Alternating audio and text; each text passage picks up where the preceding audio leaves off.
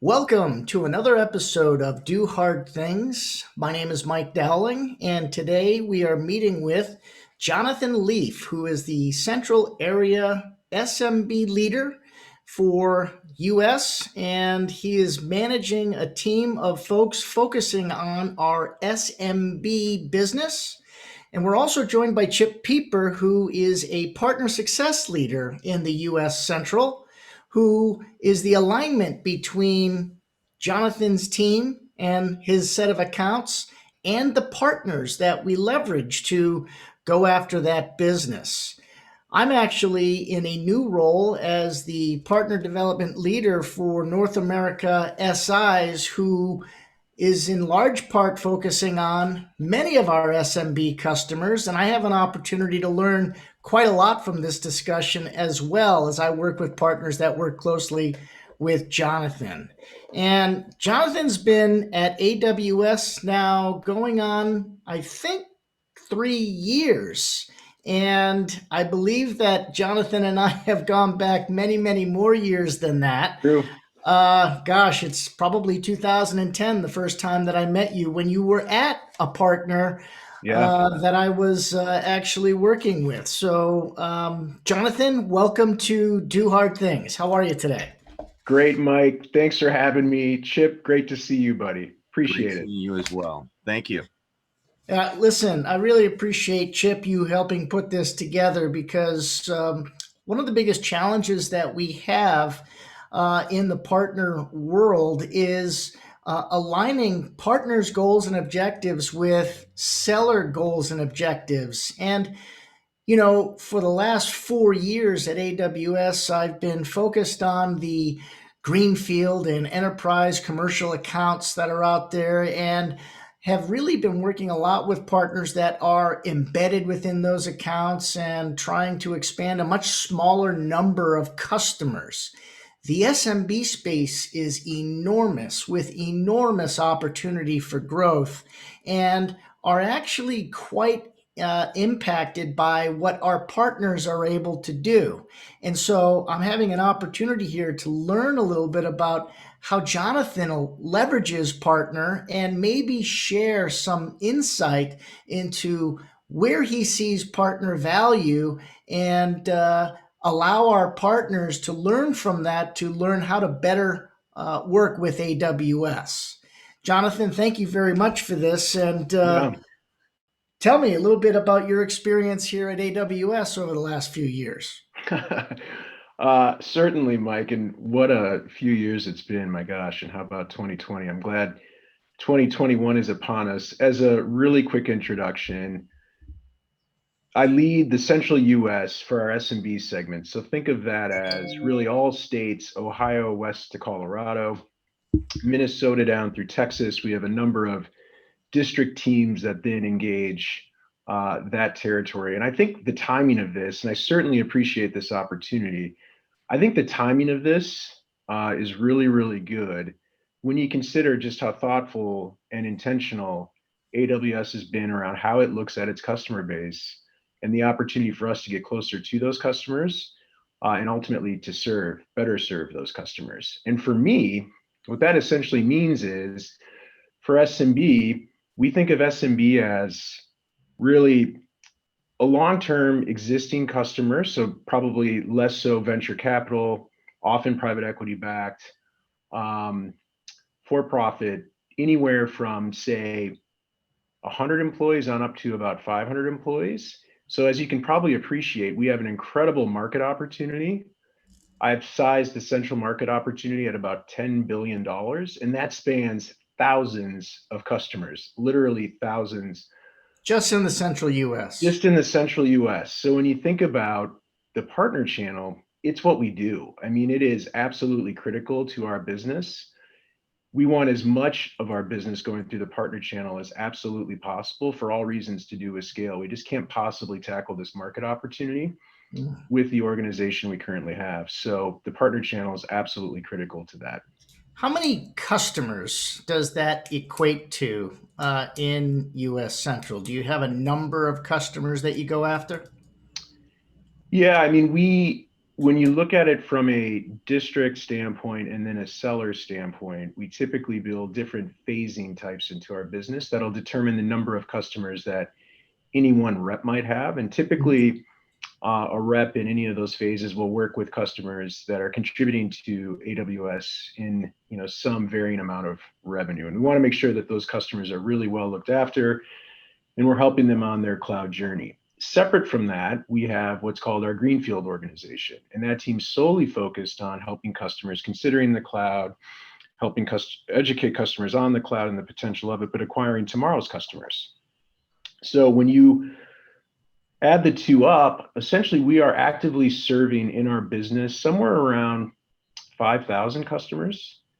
And we believe that there's 5x that opportunity for us Right. alongside our partner and ISV channel.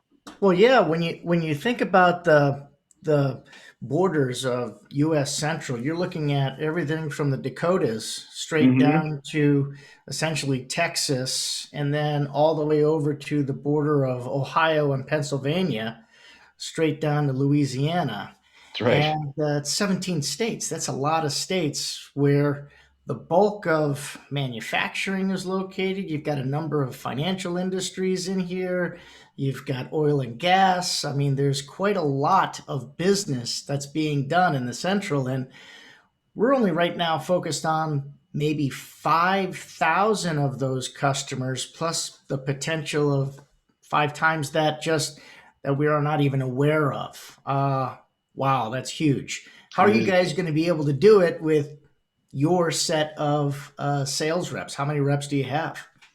There's about 50 sellers that cover the central US. And what I was essentially brought in to help accomplish was create tighter proximity to our markets from a coverage standpoint with AWS, but as well with our partner ecosystem. So we had in the past largely served this audience of customer via multiple offices on the West Coast as well as the East Coast. And 3 years ago, in line with what I had said about AWS becoming very thoughtful and prescriptive about how it serves all segments of customers, we made the decision to essentially launch a number of sales offices focused solely on this segment in the central US. So that's what we have built, specifically in Chicago, as well Texas. But that's just the AWS badged employees, if you will. We think it's just incredibly important that we continue to grow the partner ecosystem. And when you think about that ecosystem, we have a number of partners that were born in the cloud. You could say born in the AWS cloud in many ways. A customer is on their journey. They need a great partner to drive great outcomes for them that understands the cloud really, really well. And that's a customer partner ecosystem that we continue to work with very, very closely. And then we believe that there's just this incredible opportunity across these 15 markets to broaden our partner ecosystem and build relationships, build strategy alongside partners that we know are influential in many of these markets. You mentioned Louisiana. We probably need to be working with those partners in and around New Orleans, Baton Rouge, et cetera, that we just know are really influential with these types of customers, where they really help the customer make decisions for the future.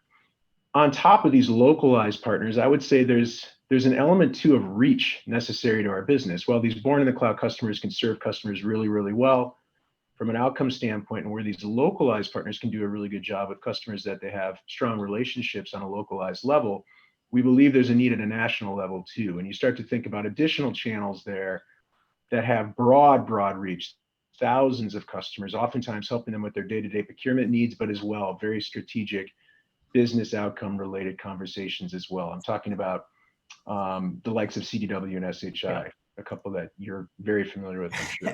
Well, what's interesting is, we've got a number of questions that we're going to want to ask you to kind of guide this conversation, but it's not like we're talking to somebody who's not familiar with partner. You yourself have a history working with a partner, having to be that vehicle for other vendors to get their technologies to the market. And it's interesting, the move that you made from a partner to a vendor. Does that put you in a better position than others to help deliver the value of what partner can be to the sales organization at AWS? Mike, I sure hope so. I did spend 18 years in the channel. Yeah. And I have empathy for, I joke with many, like every day's a knife fight in the channel. I mean, there's not many deals you're involved in that you're not really, really competing on and really having to differentiate yourself in to be awarded the business. And I completely empathize with that. And I lead my teams in that way. And I try to foster a culture of that and appreciating that. So yes, I am partner first in everything I do. And I really try to emphasize that with the teams as well, the partner teams internally and with our partners. I mean, when we invested in Chicago, there was a bunch of partners that didn't have a presence in Chicago that as a result of AWS putting a flag in the ground made that move. Well, I want them to be rewarded for that effort. So Yeah. the efforts they've made around staffing and proximity to customers, the efforts they've made around helping us go to market, the efforts they've made in staffing, we are going to make sure that there is an ROI with that investment. I think the other perspective I might have that others don't is really understanding or helping partners understand what AWS perceives as valuable, as well what customers perceive as valuable in these relationships. And I said a couple of them. I think reach is of course valuable to us. Scale is valuable to us, but then there's also a depth play that's super valuable as well. That some partners can just do things that are very advanced that others might struggle to do, but that's what they do. I think proximity to customer is super important. So where we sit in location to our customers and how we engage. I also think being good at a few things that you're very trusted upon and you can earn trust with customers with is really important as you start to narrow in on who the partners are that are going to find success that we want to work with. And then lastly, and I think, all partners are learning to do this, we have an incredible market opportunity, even more so motivated now by COVID. So COVID's taken what was probably 10 years from now and made it a year from now. Customers want to drive innovation. And I think we need to get AWS's message to market quicker and more frequently so they appreciate we can be that innovator for them. So I want to work with partners that can help us build joint go-to-market strategies, whether it be digital or through demand generation, et cetera, but getting that message to market as quickly as possible. Wow. Well, we definitely have a large number of partners to work with. And what we want to do is align what those partners want to do, how they make money, what is their capability and special sauce, and share that appropriately with our sales team. And, Chip has put together a few questions that I think can help navigate that maze right now because it is a maze. It's difficult for us to determine what the differentiation is between one partner to the next, especially if we don't understand where they're really wanting to focus. We definitely need to be clearly explaining what our focus is so that we can make that alignment easier. So, Chip, what do you think about maybe starting to ask some of the questions that we think can unlock that magic? Love to. First, I'd like to just thank you, Jonathan, actually, from the standpoint of empathy in understanding what matters to a partner and what Mike was alluding to as well, how they make money, what is really critical for their business and the kind of decisions they make. Because as you know, having that experience, and I've had that experience and Mike has had that experience, one decision can have a huge impact on the effectiveness of that business. I mean, you're talking about working capital and you're talking about the implications of those decisions potentially affecting payroll. So, I mean, it's a very serious game when you are in the knife fight in the channel. So I want to just thank you from that empathetic position that you're driving that knowledge downstream to the team. So that's fantastic. So flipping it backwards, on the other side, really trying to understand, again, you alluded to it on a number of different levels, but what matters most to you when it comes to partnering? Mm-hmm. What does that really come down to? I mean, I mentioned more objectively or tactically just this concept of reach versus depth and specialization, differentiation, proximity to customers, the ability to help us get to market. But I guess to put a finer point on it, like the magic happens at the edge, right? I mean, we can all appreciate it's an effort in serving the customer and how the AWS rep is involved in that and the extended AWS team, how the partner rep and the extended partner teams involved in that is really important. And I guess I'll answer it Chip, from the standpoint of what I've seen work really well. What I've seen really benefit the customer, and at the end of the day, like, that's where Amazon spends all its time thinking and pontificating. It's partners that can really push from a strategic standpoint versus executing on what's in front of them or at hand. I think there's a huge education opportunity for our customer base. The cloud oftentimes has a boogeyman associated with it for some of these customers. I'll remind everyone that many of these customers are buyers. They're not necessarily builders. Mm. And AWS, in a lot of ways, was built to satisfy builders, developers, and those that wanted all the tools and diversity of tools to go build anything that ultimately they could come up with. And Jonathan, in SMB, yeah, Mike, just to key off of that, what yeah, do you mean by buyers versus builders specifically? yeah, I was just going there. Absolutely. So when you think about a typical SMB customer, and this is again like just a general way of looking at things, but they may or may not have big IT teams. They may or may not have big purchasing teams. They likely don't have big development teams. And what that ultimately means is they want to innovate, but they want a path to innovation quicker than having to build it by themselves when you think about technology. So, said differently, they want oftentimes packaged solutions that satisfy an outcome. You want to go build in the cloud DR. You want to go build in the cloud backup in DR. You want to go build in the cloud, a shift to managed database. Well, those things can be difficult if you have to build them yourselves. And often AWS has been considered a self-service platform. So we're trying to solve for that persona. And I think partners have a lot to do with that, Chip, taking it back to your question. So it's helping these customers think strategically about the art of the possible, in that they may or may not have a foundational or good understanding of the cloud. It's helping them then contextualize what's necessary to drive those sorts of outcomes when you think about satisfying a buyer persona as opposed to a builder. I think also we want to be continually moving up the value chain with customers. And I guess what I mean by that is we often see migrations to the cloud, and it's what we call a lift and shift, which is your data center and ours. Now I'm dumbing it way down, but you're not seeing the value per se of the agility and elasticity and innovation that the cloud agenda can provide when you do that. So we want partners that can really help customers modernize, and through modernization become more nimble, become more quick, save themselves a ton of money by running cloud native managed services, and move up the value chain so the customers benefit from the cloud's overall intention. Beyond that, we want to see partners that can provide things like managed services. And this, for me, all goes back to scale, which is when a partner, I guess in my mind, a partner should have complete responsibility for the account. My team should empower that partner to own it.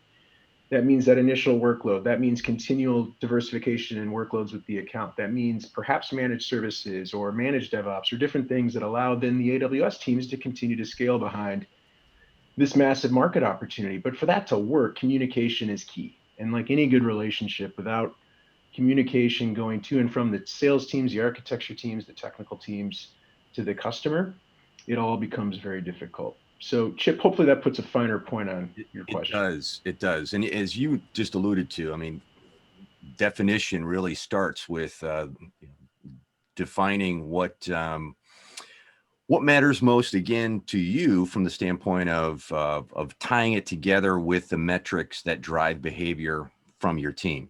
So clarity, really the definition of terms, and raising that up. How are you measuring the team? And when they work with their customers, what are they looking to do specifically per the metrics that are driving that kind of behavior? Yeah, I'll preface Chip by saying, like any sales team, sales organization, we have things we just know are must-haves with regards to, like I said earlier, there's such a great opportunity ahead of us, and we just need to be quick to market. We need to be talking to customers, and we need to be helping customers reach their long-term goals. And there's certain ways you can back into measuring those. But what I will frame this up as is like so much of all of what we do, I'll say, at AWS and within Amazon is framed within our leadership principles. And there's 14 of them. And I would ask that every partner understand what those leadership principles are as well, in the spirit of working more closely and more cohesively with the AWS teams, because they really inform our behaviors. They inform how we interact with each other. They inform how we interact with customers. You name it. So if you were just to use the leadership principles to think about how we goal our teams, like customer obsession. So, in my mind, maybe our top leadership principle from the standpoint of what I do day to day. In customer obsession, though, to many different stakeholders can mean many different things. To me, it's, to truly be customer obsessed, it's you have to really understand your customers' organization, their business, their environment. You have to dive super deep in these things. It's not just about, satisfying their every ask. It's about challenging them. It's about really being able to tell them what the potential is of their business through the lens of the cloud. And we need partners to do the same thing. So certainly, we goal our teams on their understanding of their customers, their ability to dive deep with their customers, and to really help the customer reach their long-term objectives. Another LP I'll highlight is learn and be curious. I mean, we tend to be a technical culture from a selling standpoint. We have 175 plus services, and I don't expect our sellers to be 300-400 level on all those, but conceptually on many, I expect them to be 200 or 300 level as it pertains to what we consider to be core elements of a cloud architecture. So certainly for them, they are gold on and recognized for their accomplishments technically. Again, so we think we can better serve our customers and dive deeper. And then hire and develop the best is another leadership principle that I'll highlight, in that we all have a stake in each other's success. I look for teammates that really help enable their partners, really help enable one another to better serve their customers, leading to better experiences for our customers and better outcomes. Leadership principles aside, of course, reps carry quota. Of course, there's ingredient necessary from a leading indicator for hitting quota, which comes from great customer engagement and being very thoughtful in the dialogue you have, resulting in engagement on the right types of opportunities with the right team members necessary to deliver, said result. The last thing, Chip, I'll highlight is goals. We do have goals that we set with the teams. Partner attach is one of those goals, and it's usually number one. But if you think about just at a high level, what AWS is really focused on is migrations without question, modernization, so helping customers realize the value of the cloud and some of its more, I'll say, advanced service types, as well net new customer acquisition, which goes right back to what we talked about to start the call. We want to acquire more customers and have more customers experience AWS. Mike, real quick, I mean, just that insight that you provided is so incredibly important and impactful from a partner's perspective. I mean, if I was back in the day when I was leading a team at a partner, for instance, being informed and provided that kind of depth of understanding of what matters most to you just provides me or empowers me to really do a much better job of empowering my extended team to know exactly what to look for and how to engage for maximum effect. So that, I mean, that's incredibly important. So I appreciate it. And the inverse, Chip, is so true. Like, I want to understand what makes our partners successful and how their people are gold, and ultimately what it is they're looking to accomplish in a given market or with a given segment or vertical. Or I'm 100% with you, and I need to better understand that and appreciate when our partner teams help us get educated on those things. We're going to do a segment on the partner side too, as well. Have the same discussion with a partner. So I was, that's what I was trying to key off of in that statement that you made about goals, and there's quota to be held, and many customers are buyers versus builders. The types of goals I think are important. Workload type goals actually play well into a buyer mentality. If you want to sell Windows services, if you want to sell storage services, then you need to know if you've got partners that can deliver on that and are willing to stay in those swim lanes. Having a partner own the entire relationship with a customer is probably not likely going to happen if you're engaging with one partner that's particularly good at doing one thing and hasn't expanded into other areas of the business. And that's a selling model. I think what's really exciting about where we're at is that we can actually do multiple selling models at the same time depending on the partners that we're talking to, if we've got a campaign around selling storage, let's go with our storage partners. Let's go with the partners that are working with the ISVs that are packaging something together that can leverage marketplace to go do that.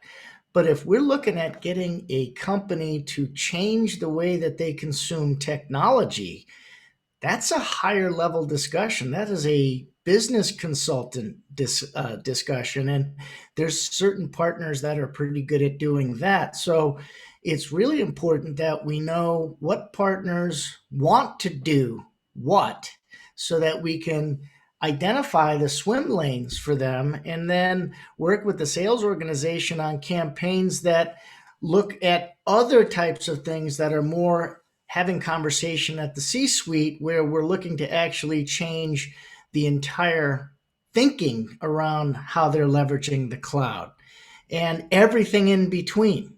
And as I say that, I realize the difficulty that a sales rep would have if they thought they would have to do all that on their own. It would scare the hell out of me. Totally. And the reality is, the question that I've got to ask is, what is the incentive to not leverage partner for some sellers versus the obvious choice that in order to achieve all of that scale, you're going to need to have people who you can use as your team? How do you balance that as a sales leader? Well, Mike, it's it's such a good question. I mean, about 40% of my business right now is partner attached. I think it should be twice that. So think about that opportunity, just twice what we are currently from a partner attached standpoint as it relates to our revenue going to partner. And then you think about the go forward opportunity that exists in this market. I'm certainly not making it real easy for my leadership team nor their team to not think really deeply about having partner involvement in every single account. The best way to probably answer your question is, it depends on the customer. We definitely hear the customer's voice in this, and it really depends on where they are on their cloud adoption journey. We have customers that are quite advanced, that are doing things that are really pushing the edges of what AWS can do and helping inform AWS's future roadmap. And that may or may not be outside of a partner's depth at some point, and a customer might not be receptive to a partner just based on any number of different things, but probably mostly due to the customer's own technical depth. But what we are actively doing is enabling our teams on what each of these different partners can do, back to your point around specialization, and getting our teams to think very, very deeply about just inside your customer base, where is AWS playing a part in the partnership and where is AWS not? And why aren't we? And what partners are best suited to go out and drive that co-authored plan, if you will, to engage the customer with where they are in their journey? And that, we've grown quickly and we've hired a lot of people, and that is an evolution, right? You have to really, with any selling team, you really have to push on through inspection. Where are we and where are we not meaningful to the customer? And how do we have the partners then help us on that journey? So it's really not an optional thing. It's an evolution, if you will. And we're just trying to be much more thoughtful about matrixing where partners are best equipped to deliver on behalf of their customers and where our customers are on their cloud journey, trying to marry the two. Chip, anything else on that? I mean, this has been fantastic, Jonathan. Appreciate it. Of course. Last question from me, from my perspective, is what would you advise the partner community not to do if obviously they're betting a good chunk of their business on becoming close to AWS? What are you going to tell them? Please try to stand clear of this. Yeah, I'll look at one from the standpoint of the customer and then maybe from the standpoint of our sellers. AWS grew quickly, in some ways pioneered the space, and a lot of partners were just born in the cloud. And for a long time it was, hey, we'll deliver on demand coming to AWS. And certainly that has been a huge help for us and gotten us to where we are. But I think the times are changing. We have to be more thoughtful with customers. We have to meet customers where they are in their journey. And, that means co-selling, and that means taking shared responsibility for customers. So what I seen where AWS sellers out is partners that frankly just want to build relationships with those reps or those managers, and in return for those relationships want opportunities given to them. Certainly there's a need, and the engineering work our partners do is incredible and it provides great outcomes for our customers. But for us to meet our shared goals and for us to really go get behind this market opportunity is going to require more than that when you think about that motion. From the standpoint of the customer, I mean, I would challenge all our partners to better understand our leadership principles, understanding what customer obsession means in our minds, what diving deep means to us, what delivering results means to us, and then how that informs how we show up to customers. We're very different. I mean, 2020 is a good example. COVID hit, and we did everything in our power to help our customers cost optimize, which from the standpoint of a selling organization with the quota, we're doing everything in our power to take cost off the customer, right? Helping them right size instances, helping them buy reserve capacity, helping them get into contractual agreements that save them top line. That's counterintuitive to a sales rep, but that's how we obsess over our customers for the long-term growth and health of our partnerships. And we need partners thinking that same way and engaging our customers in that same way. And I think the better we communicate as a team, the better we can accomplish that. You know, what you're talking about, Jonathan, is the definition of do hard things. We're asking people to think about the customer in terms that takes money sometimes out of people's pockets, right? Geez, I got to hit my quota, but I'm actually optimizing companies 10%, 20, 30, 40% better than they were before. And that means I got to go sell more. But that's if you're looking at it from a lens of personal view. And if you turn it back to what the customer is trying to do, and then you're actually reaching out to more customers that are similar to that, it really gives you the empowerment to go and have meaningful conversations with a lot more people. I'm amazed that even as long as I've been walking this planet, I constantly underestimate how difficult things will be or how much time it takes to affect change.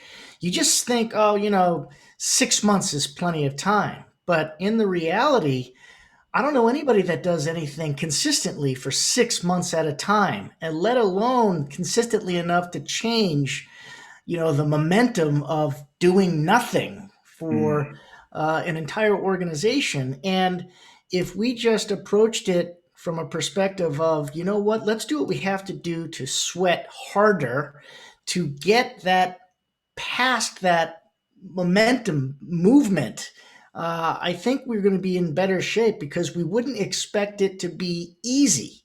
Because if we expect it to be easy and it's not easy, then it's easier for us to quit. And when you talk about the idea of how partners maybe can engage with sellers more purposefully, that whole relationship building model, it does work in many instances, but it can't be the only engagement. And I think what we've done is we're going to change the way that operates because we do have a focus on partner origination. The reason we have focus on partners originating pipeline is because we recognize we are the disruptors. We don't have the relationships with these customers to actually do that ourselves. Our partners have those relationships. How can we incent our partners through our relationships with them and our willingness to work with them to go out and bring their customers the message of AWS? That's the key, because if we're asking our partners to do that, then the other side of the coin is, can we originate opportunities because of the 175 plus services that we've got driving demand for those customers that want to know a little bit more about AWS, but because it's so many, it's hard for them to figure that out on their own. We can get them to go talk to partners who have that capability to have that discussion that we don't have the reach for. Totally. And so that's AWS originated, sharing those back to partners through our mechanisms that allow that to happen so that now we can start working the opportunities together. That takes time, that takes effort, and that takes a willingness to commit. Totally. No, I +1. Totally agree with you, Mike. Well, we have a great opportunity to go do that. This year is, it's a new year. 2020 is behind us. We now know how to operate in this world of 32-inch monitors and video calls. Kind of. We've got the hope that with enough of effort behind this vaccine that we can get to face-to-face conversation. We can do both now to even extend our reach, especially in those areas where we don't have resources and it's, kind of a desert in terms of physical people at AWS, where we do need to lean on our partners. Now we have the ability to go have that connection. I am hopeful that in the role that I have now, where I get to work with partners on building plans around solutions versus capability, what they can do, not necessarily what we want them to do, which is what they will do, actually create solutions that solve some of the challenges that are maybe at an industry focus that we can elevate and bring the conversation of change from a historically experienced perspective that those partners are particularly good at. Oh, and that IP will be built on an AWS platform. If you're interested in solving this problem that is, that's dealing, that's actually causing some problems in an entire industry, this company can go do that on top of AWS. And here's a salesperson that can help have that conversation with you. That's where I want us to go, rather than feeling like the only thing that matters is certifications and competencies. Yeah. Are we actually solving problems that are at an industry level, and are we doing it on AWS? Because there are choices out there, and I would love for the partners and the customers to make that choice on our platform. Awareness. Big Yeah. part of it's awareness. Absolutely. Yeah. And listen, I mean, we all navigated a tricky 2020, and we did everything in our power to really help a customer segment impacted dramatically by COVID. And I want to call that out. And I'm really proud of what AWS helped many of these customers accomplish. And I'm equally as proud of what our partners helped accomplish with those same customers. And many of our partners are smaller, tens of employees, hundreds of employees, as impacted. And I've seen so many persevere through what was a really tough year. And I think the future is really bright. And we owe our customers and we owe our partners a huge thank you for all of that. Thank you, Jonathan. And really, above all, I can't thank you enough for the empathy that you drive into the business at a leadership level. I mean, that is incredibly meaningful to partners and our customers. So I really appreciate that commitment that you have. Thank you for joining us. This has been. Thank you both. It's good to see you guys. It's been way too long. It has been long. It has been way too long. This should just be the beginning of a number of conversations. Would love to talk to your managers as well, and just make this steamroll so that we can keep getting better at the message and the alignment. The communication is what matters, and the communication between the partners will help align our goals, because everybody wants to do what's moving forward, not what's going backwards. And I think it starts with having these conversations. So thank you. I'm here to help. We can, as you guys can appreciate, AWS can be hard to engage, right? It's who do I engage with, and what's that discussion sound like? And I am an ally. I am here to help. I will be available for that conversation all day, every day. So invent and simplify, man. Cut to the chase. We have to simplify the process. Until our next call, or a chance to have a nice conversation, I got to check on my dog. He hasn't moved. Man. I noticed, Chip, like maybe an hour ago, your dog wasn't breathing. So. That's good. All in good fun. Just trying to cope. Yeah. Thanks, guys. Good to talk. Thank you very much. We'll see you. Have a great day. Bye, Chip. Bye-bye.